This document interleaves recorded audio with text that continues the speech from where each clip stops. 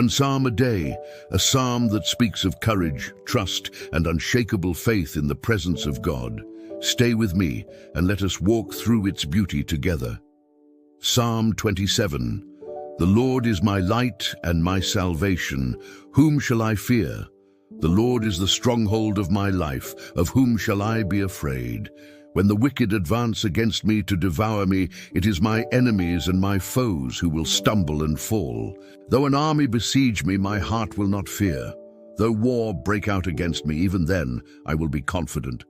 One thing I ask from the Lord, this only do I seek, that I may dwell in the house of the Lord all the days of my life, to gaze on the beauty of the Lord and to seek him in his temple. For in the day of trouble he will keep me safe in his dwelling. He will hide me in the shelter of his sacred tent and set me high upon a rock. Then my head will be exalted above the enemies who surround me. At his sacred tent I will sacrifice with shouts of joy. I will sing and make music to the Lord. Hear my voice when I call, Lord. Be merciful to me and answer me. My heart says of you, seek his face. Your face, Lord, I will seek. Do not hide your face from me. Do not turn your servant away in anger. You have been my helper. Do not reject me or forsake me, God my Savior. Though my father and mother forsake me, the Lord will receive me. Teach me your way, Lord. Lead me in a straight path because of my oppressors. Do not turn me over to the desire of my foes, for false witnesses rise up against me, spouting malicious accusations. I remain confident of this. I will see the goodness of the Lord in the land of the living. Wait for the Lord. Be strong and take heart and wait for the Lord. Reflection. Shall we take a moment to reflect? This psalm begins with one of the most powerful affirmations of faith. The Lord is my light and my salvation. Whom shall I fear? Light represents guidance, clarity, and protection. Salvation is deliverance from danger.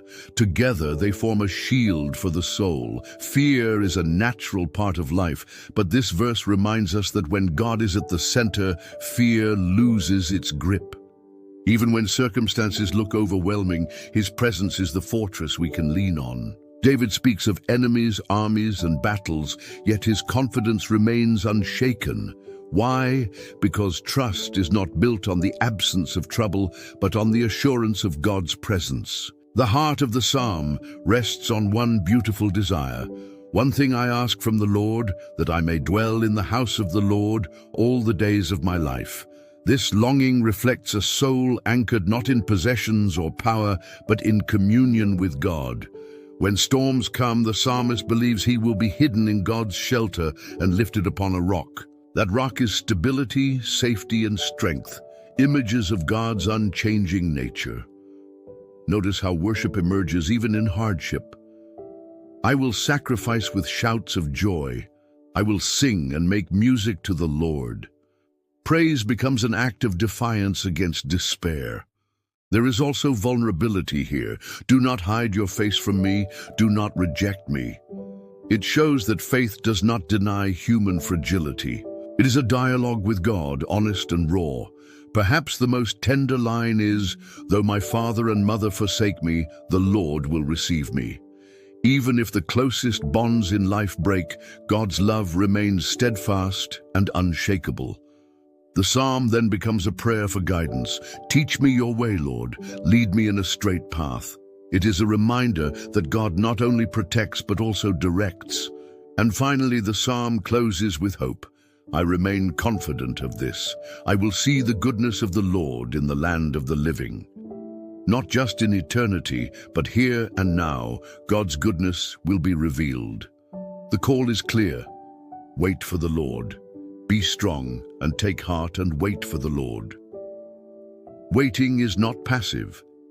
It is trusting, hoping, and standing firm until God's hand moves.